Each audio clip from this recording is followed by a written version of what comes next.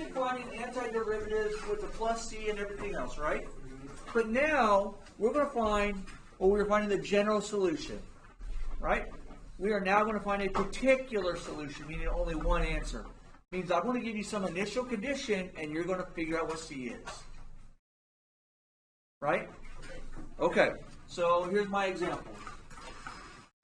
I have y prime equals 3x squared minus 1, and I tell you f of 2 equals 4. Notice this doesn't have a prime on it. So this is talking about the original. This is talking about the antiderivative. So what I'm going to do is I'm going to integrate both sides with respect to x. Yes? Now I'm going to break this up. What is the integral of y prime?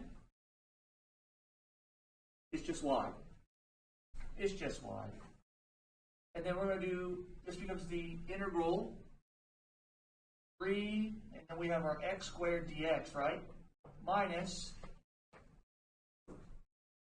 the integral of dx. You don't need to write the 1, yes? Okay. This becomes 3 times x. What's my exponent on this when I integrate?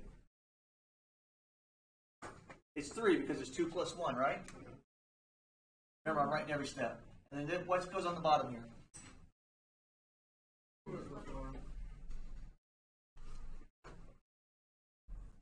And what is this? What's the integral of dx? It's just x. I could do this and be x to the 0 power, because x to the 0 power is 1, plus 1 over 0 plus 1, which would give me x. Right? Alright, and then we got our plus c. This gives me, let's see, 3x cubed over 3, which is just going to give me x cubed, yes? Minus x plus c plus c. Alright, so that's the antiderivative. That's the general solution. I'm now going to find a particular solution. What's another way of writing y? F of x. Well, hey, I have f of x right here. All I do is I say, you know what? F of x is 4. That's going to equal 2 cubed minus 2 plus c. And I find c. What's 2 cubed, guys? 2. What does c equal at this point? Yes. So c equals -2. So my particular solution, you can either write f of x or y, I do not care, is going to be x cubed minus x minus 2. That is my particular solution. That's not terrible, is it? No.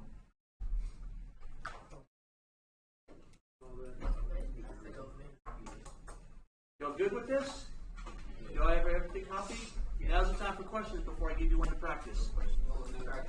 Practice? Can I erase? Everybody got it? Not yet? Chelsea, let me know when you're done too. You're done? 13 minutes.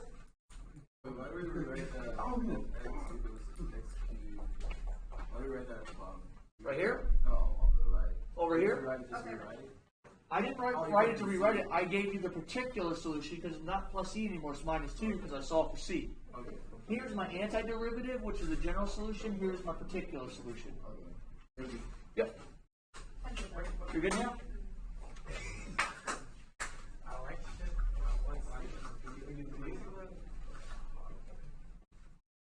Oh, righty then.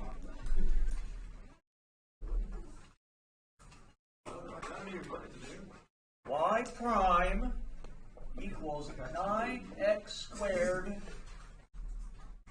minus x. Keep in mind, the problem I'm giving you, while they're simple, these were all meant to be done with just a regular calculator. I would not have given you the graphic calculator yet at this point. And I'm just going to do f of 2 equals 16. And what y'all think? 3 minutes, 4 minutes? 4 minutes. Go. Timer. 4 minutes. She then pulls her constant out, which is good. Then when she integrates, she's got her x to the 2 plus 1, 2 plus 1. And then she kind of comes down and she reduces everything. She gets 3x cubed minus x squared over 2 plus c. You may have 1/2 x squared. It doesn't matter. They're both the same. She then takes this and uses her initial condition. She plugs in 16 for her y value and 2 for the x value. Simplifies it, it's -6. Is that what y'all got? Yes. Therefore, she plugged it back in and rewrote it. 3x cubed minus x squared over 2 minus 6 is your particular solution. Good job, Vanessa. All right. Y'all got this? Yes. Y'all need to do an example of this? No. Cool. You're good now. No. You are not ready for, well, the study guide quiz should be all right. You'll do that tomorrow. Okay, boys and girls, we're not doing the study guide quiz. We're talking about get out of here. 40. We have 13 minutes. All right. So I'm going to read a word problem to you, and I'm going to put the data up there. If you want to know what the word, you know what? I've got you. I prepared for this. I prepared. I prepared for this. Otherwise, I'm going to read it to you. All right, boys and girls, ladies and gentlemen, germs of all ages. Sean, this is where I started showing how to use calculus in physics. So do not, y'all listen to me, in my class, do not solve it with your physics knowledge. You have to solve it with calculus. This is calculus. Wait. Am I done? What if physics is faster than that? Physics would be faster on this, but it's because I want you to practice something. You have to use the calculus. This is a calculus class, not a physics class. We're using physics problems because really physics, calculus is the language of physics. All right, here we go. A ball is thrown upward with an initial velocity of 64 feet per second from an initial height of 80 feet. Use -32 feet per second for gravity. Right? This is actually a pretty easy problem. It's a kinematic problem, right? But A says, find the position function given the height s as a function of time t. So we're going to do like s of t. That's what we're looking for. And then when does the ball hit the ground? This is a physics question, right? It's a very basic physics question. But I know my initial velocity, v naught, is 64, not 32. 64 feet per second. And my initial height is 80 feet. All right. You can. I'll put this back up here if you want to finish copying it. But I'm going to need to. All right, boys and girls. So, what's the one thing that's measurable? Right to start off with. No. Here, I'll just give it to you. It's gravity. Gravity is a constant. We always start in gravity, right? So this means my acceleration in terms of time, which is velocity in terms of time. Right? Stop talking. Enough. Wait, this is the derivative of velocity in terms of time. My bad. Which is now the second derivative of my position function. Yeah? So if I have s double prime of t equals -32 feet per second, right? So here we go. I'm going to integrate both sides. What's going to be my variable of integration? Yes, dt, et. What is the answer? Well, what's your answer here? The integral of s double prime of t is what? S single prime of t. So that would be my velocity of t, which is my s, not f. My s single prime of t, this is going to be negative 32t plus c. Do you agree? Everybody good? We now need to find c. Do I have an initial velocity?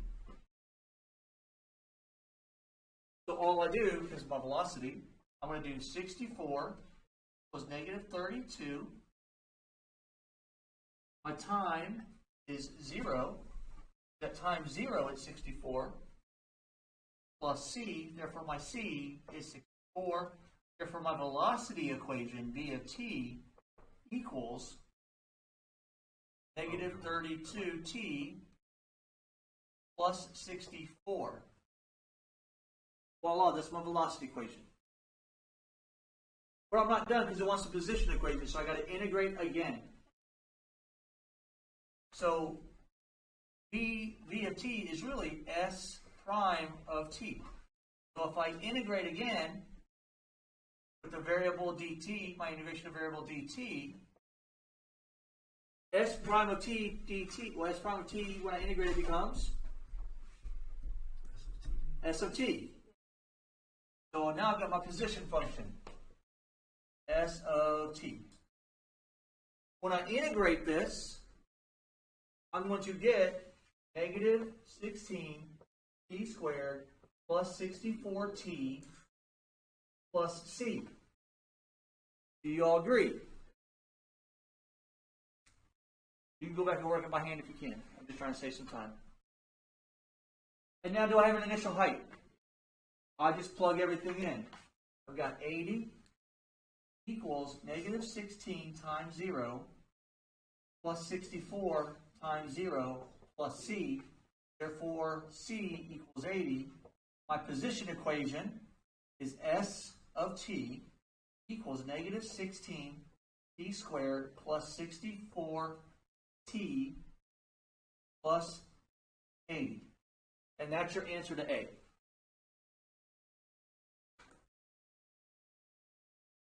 However, in physics, when you get there, if I want to know what the velocity is between from start to the 5th second, all I do is I actually integrate, and I can find that answer.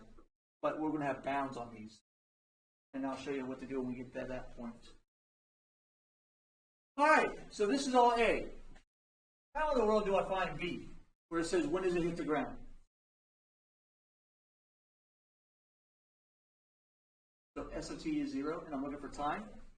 So I get 0 equals negative 16 t squared plus 64 t plus 80. And at this point, you can use your calculator. Don't miss this problem because of algebra. It does factor nicely. It will give you nice answers. One will be negative, one will be positive. But somebody come up with a solution for me. Go with the calculator.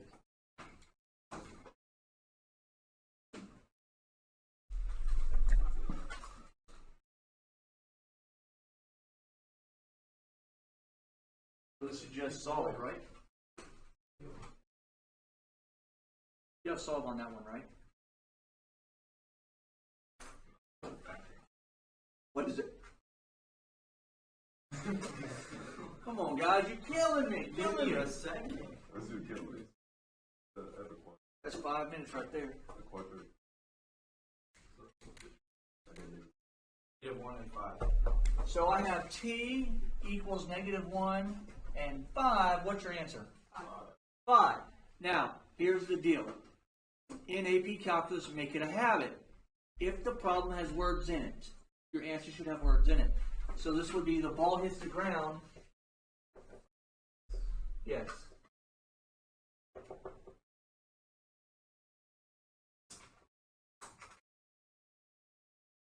In 5 seconds. Or at 5 seconds. If you do not have your units, you just say 5, you're not getting anything. You have to have your units. Those of you that have Mr. Labor, you guys are pretty good at that. Those of you who don't, you have to remember units. Every time they give you units, you have to have your units. A good way of thinking of this, just write a complete sentence with your answer. Any word problem, write a complete sentence. Because even when we get to the explain, what do you have to do on an explain? Y'all remember? If I say explain why, you're going to be writing, and it's going to be multiple complete sentences using math terminology, right? So just get in the habit, if you have a word problem, just write a basic complete sentence, even if they don't say explain. Right? Do I care about what? No. This is a class we will not mess with sig figs. In fact, my college classes, we did not mess with sig figs. They would actually tell me what amount of error I want, like 10 to the negative 5. That means that my answer would have to be correct for the first 5 decimal places. That's all that means. It tells you I want an answer within an error of. And they would tell you basically how many correct decimals they want. Because that still comes from sig figs. You have your estimate digit, and then you have your accurate digit. So they tell you how many accurate digits they want. All right, guys. Was this really bad today? This is the end of section 4. I will give you a study guide quiz tomorrow. If you're not going to be here tomorrow, I will email you the PDF so you can do it at home.